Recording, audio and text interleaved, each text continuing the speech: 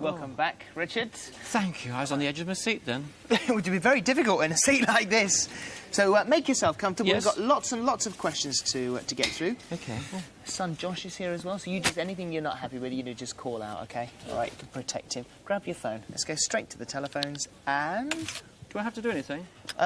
No, you should be all right there. Whatever you do, don't get the aerial caught in the lattice work of your seat. Otherwise, there'll be a mighty explosion. Get a belt off that. So, who's on line number 1? Who's on 1? Hello, 1. Ross. Hello, Ross. Ross Warren, yeah. Hi, Ross. Off you go. What's going through your mind when the guests on your show don't get a crystal, when the task in the room is so easy? Well, I suppose, Ross, I get the same kind of feeling that you do. It's one of sheer frustration, especially when it's easy. But then again, you see, I don't want everybody to win. I want to do a show one day when I lock everybody in and I walk away towards the camera saying, well, that's it, we've finished the show early today. I really believe that's going to be a very watchable show. So that's what I'm looking forward to. Does it frustrate you?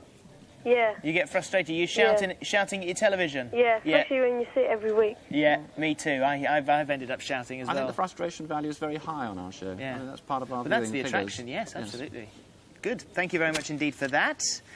Neil. Where's Neil? Neil Cook. Whereabouts?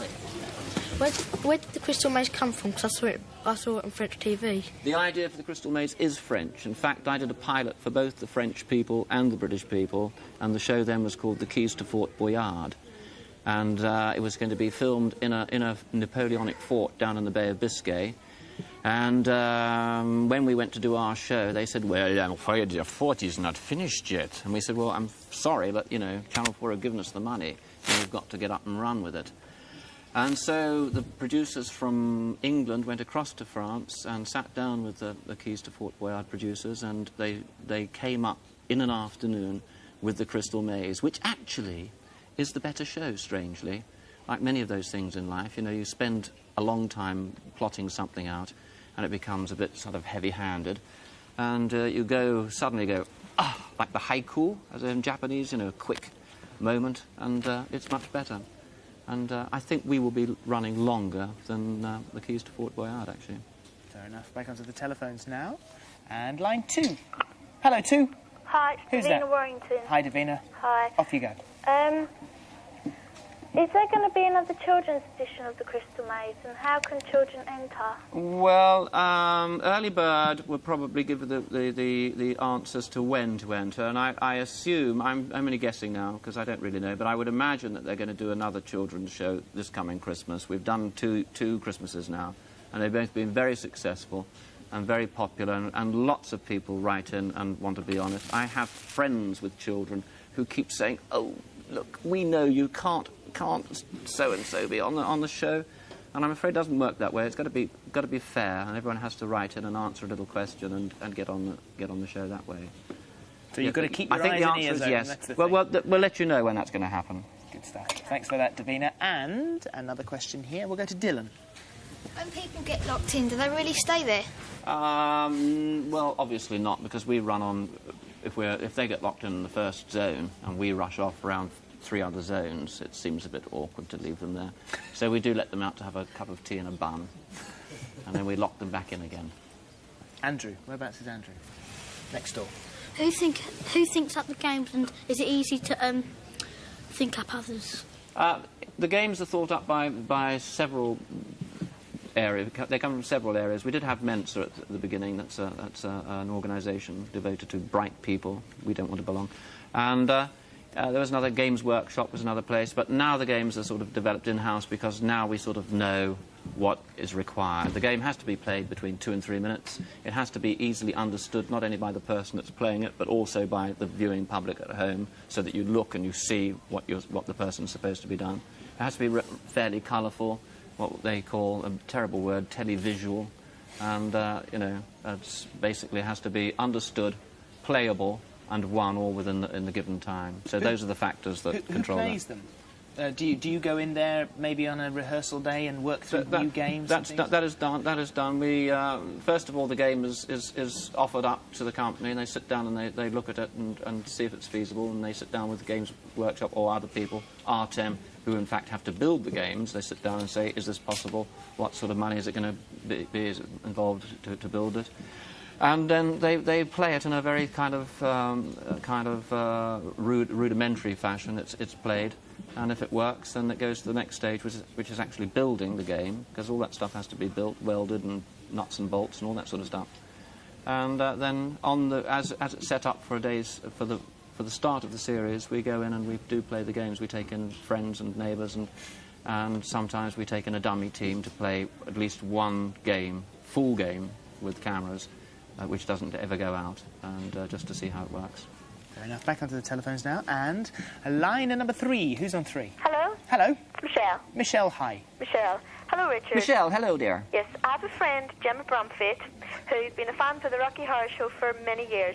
She's seen the stage version 174 times and the film over 300 times. Yes. I was just wondering, when you first wrote it, did you have any idea what effect it would have for people, not only in Britain, but all over the world who dress up? Great question. No, I didn't know that it would... I thought it was a show that was going to run for 5 weeks, as far as I knew, and at the end of the 5 weeks, everybody who wanted to see that kind of show would have seen it, and that would have been all over. But your friend sounds as if she needs therapy. Just be kind and loving to her, that's what I would say. But of course there are many hundreds of people who react in the same way, who do become part of the thing. And, I think Rocky has become a kind of moral play, a kind of mystery play, medieval mystery play. And I think, like a fairy tale, like any good fairy tale, you will go and sit on Daddy's knee to hear the same story again and again, as long as Daddy's telling it well. Yeah. And I think that's the kind of attraction that Rocky has. Brilliant. Thanks very much indeed for your call. Excellent. A question here from Elshina. When you first had your hair shaved, did you ever feel self-conscious, like all eyes were focused on you? No, I didn't feel as if it made me stood me out of the crowd that way. But I did feel extremely vulnerable, because it's extraordinary how we use hair. First of all, it does two things. It's an early warning system. If you're going to go under a low thing, it's an early warning system. If something touches the top of your hair, the nerve system is touched here, and we know that we're close to something. That's the first thing. And also, the second thing is that it's a cushion. If you do actually hit something, it's also a cushion. So you feel extremely vulnerable, and you are. But you also feel as if the sidewalk is a little narrower, and that if you're going to cross the street, those cars are just getting a little faster and a little closer. You do feel extremely vulnerable, as if you've taken all your clothes off almost, you know, and you're crossing the road. So does it mean then that you've bashed your head on numerous occasions? Lots of times, yes. Lots of times. It didn't make you think about... No, I remember one time I bashed my head. It was very funny, because there was a woman that came down. We had a little cottage in the country, and she came down to show me a gravestone that had been put into the building. And she was an antiquarian. She was interested in the village and what was going on in the history of the village.